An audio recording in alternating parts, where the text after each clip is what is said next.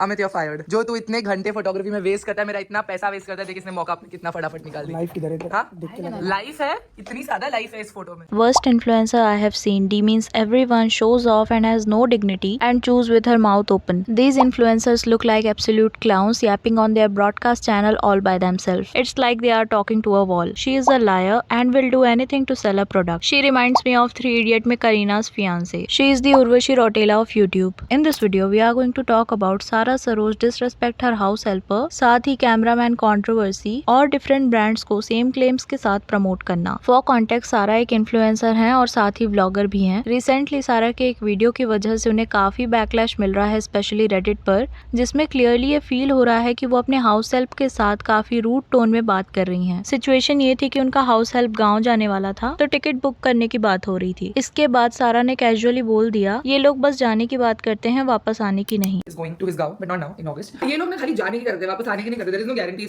सत्यम तू वापस नहीं आना, आज उधर आते काटेगा।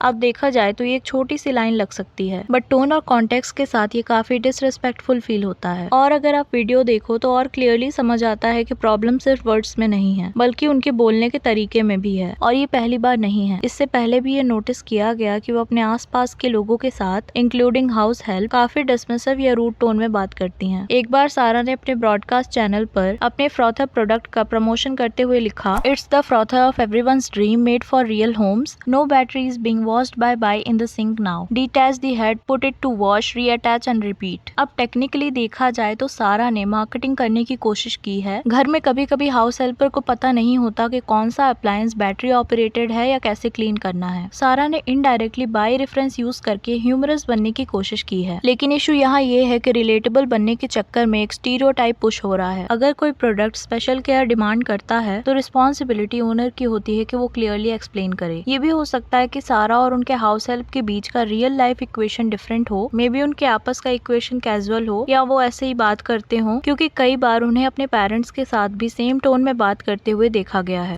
Yeah, in case you're wondering how my mother has a tennis bracelet still, is because she is not stupid like me and didn't wear it to UK, so she still. Would you recognize you're stupid? I still paid for all this, mother. Just saying.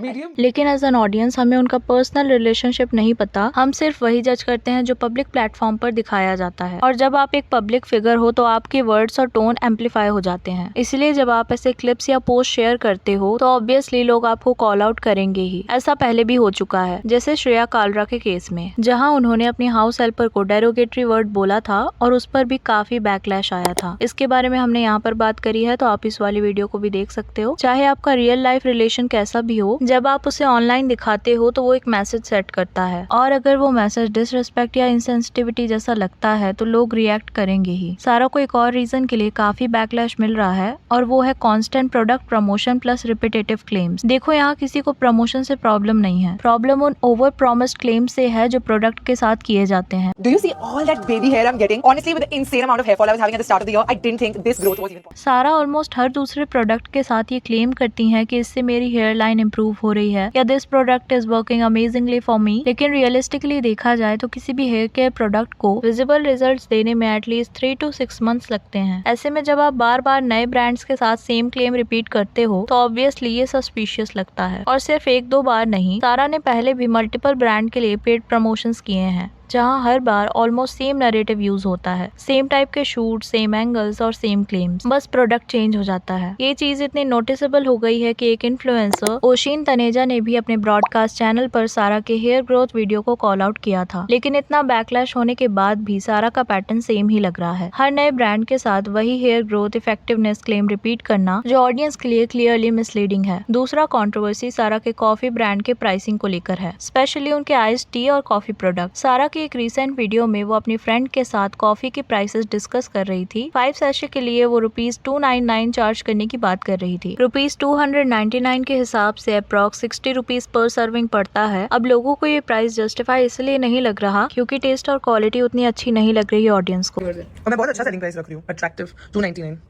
for 5 servings. So basically, yeah, so I'm comparing like अगर एक और देखा जाए तो product की actual quality भी उतनी premium नहीं है और कॉफी बीटर जैसे आइटम्स भी कंपैरेटिवली चीप क्वालिटी के होते हुए हाई प्राइस पर सेल हो रहे हैं। अभी रिसेंटली सारा एक और कंट्रोवर्सी में आ गई हैं, इस बार उनके कैमरामैन अमित के साथ फॉल आउट को लेकर। और अगर आप उनके कंटेंट को काफी टाइम से फॉलो कर रहे हो तो आपको पता होगा तो अमित उनके काफी पुराने टीम मेंबर हैं। वो सिर्फ एक कैमरामैन नहीं थे बल्कि उनके बीच काफी क्लोज बॉन्ड देखने को मिलता था। सारा और वो कांस ट्रिप पर भी साथ गए थे, लेकिन अब सिचुएशन ये है कि सारा ने अमित को अनफॉलो कर दिया है और अमित अभी उनके कंटेंट से कम्प्लीटली मिसिंग है। साथ ही लोग नोटिस कर रहे हैं कि अमित अब किसी और के टीम के साथ दिख रहे हैं। अमित का कैमरा जिसका वर्थ अप्रॉक्स 3 लाख का था वो ब्रेक हो गया था और उस सिचुएशन में सारा का रिएक्शन काफी इनसेंसिटिव लगा। एक व्लॉग में देखा गया कि जब कैमरा इशू हुआ सारा बार बार अमित को ये बोल रही थी कि तेरी वजह से कंटेंट लेट हो जाएगा, instead of actually helping him in that moment. और अगर आप किसी को इतना क्लोज दिखाते हो तो जब उनका एक्सपेंसिव इक्विपमेंट डैमेज हो जाए तो बेसिक सपोर्ट एक्सपेक्टेड होता है। सारा चाहती तो उन्हें हेल्प कर सकती थी। हाँ, कुछ लोग ये भी बोल रहे हैं कि कैमरा एक्चुअली अमित से ही गलती से गिरा था, ना कि सारा ने तोड़ा है। और इंटरेस्टिंगली पहली बार नहीं है जब सारा के टीम मेंबर के साथ इश्यूज हाईलाइट हो रहे हैं। इससे पहले भी उनकी टीम से काफी लोग जैसे साक्षी, अमित, दीक्षिता ग्रेजुअली एग्जिट कर चुके हैं। इस वजह से शायद प्रॉब्लम इंडिविजुअल नहीं बल्कि पैटर्न हो सकता है, जहाँ सारा अपनी टीम के साथ कभी कभी डिसरिस्पेक्टफुल हो जाती है। सारा जापान ट्रिप पर अपने टीम मेंबर्स के साथ जाने वाली थी, लेकिन एक टीम मेंबर के फादर की डेथ की वजह से वो ट्रिप कैंसिल हो गई। लेकिन उसके बाद भी सारा ने उस सिचुएशन के अराउंड शॉपिंग हॉल वाला कंटेंट पोस्ट किया था जो काफी इंसेंसिटिव लगा। इस बीच सारा ने अपने ब्रॉडकास्ट चैनल पे भी पोस्ट किया था, for the internet this might be gossip but for me this is my life, this is my work and for a long time I have been bullied by the comments for other people's action. It's always that I am already feeling and going through something and then the comments make me the demon. Recently Sara ने एक video post करके claim किया कि एक agency ने उनको indirectly threaten किया है कि अगर वो उनकी बात नहीं मानती हैं तो फ्यूचर में उन्हें ब्रांड डील्स नहीं मिलेंगे। एजेंसी ने टाइमलाइन फॉलो करने, रीशूट करने और सैटरडे तक कंटेंट लाइव करने को बोला। प्रॉब्लम ये थी कि थर्सडे तक प्रोडक्ट ऑर्डर भी नहीं हुआ था, इसीलिए सारा ने बोला कि वो 2 दिन में ऑर्डर, शूट, एडिट और सबमिट कैसे करे। उन्होंने एजेंसी से पहले रीशूट करने और फिर टाइमलाइन डिस्कस करने को कहा, लेकिन रिप्लाई में उन्हें वॉच योर टोन बोला गया एजेंसी की तरफ से। आयरनी ये है कि सारा खुद भी दूसरों के साथ ऐसे अनरियलिस्टिक डिमांड करती रहती हैं, जैसे अपने टेलर को ओवरनाइट स्टिचिंग या सेम डे डिलीवरी बोलना, 2 घंटे में कपड़े सिलवाने की डिमांड करना। साथ ही वो ये भी कह रही थी कि उन्होंने एजेंसी के लिए बैक टू बैक वीडियोस किए और उन्होंने उसकी वैल्यू नहीं की। सारा को मिल रहा बैकलैश अब एक पैटर्न की वजह से है। हर सिचुएशन अलग होती है पर उनका रिस्पॉन्स ऑलमोस्ट सेम रहता है। ज्यादातर केसेस में लोगों को लगता है कि अकाउंटेबिलिटी लेने के बजाय फोकस शिफ्ट हो जाता है, या तो ऑडियंस पर या उन लोगों पर जो उन्हें क्वेश्चन करते हैं। ये आइसोलेटेड इंसिडेंट्स नहीं है, और क्योंकि सारा एक एस्टैब्लिश्ड इन्फ्लुएंसर है जिनकी काफी बड़ी ऑडियंस है और टीम है, उनसे एक्सपेक्टेशंस भी नेचुरली ज्यादा होती है। लेकिन परसेप्शन ये बन रहा है कि जब तक उन्हें कमेंट्स में पॉइंट आउट नहीं किया जाता तब तक सेल्फ रियलाइजेशन या एक्नॉलेजमेंट कम ही दिखाई देती है, और इसी वजह से बैकलैश और इंटेंस हो जाता है। आज की वीडियो के लिए इतना ही। Do let me know your thoughts on this, do let me know in the comments. और वीडियो पसंद आई हो तो प्लीज चैनल को सब्सक्राइब, वीडियो को लाइक कर देना। मिलते हैं नेक्स्ट वीडियो में। Thank you.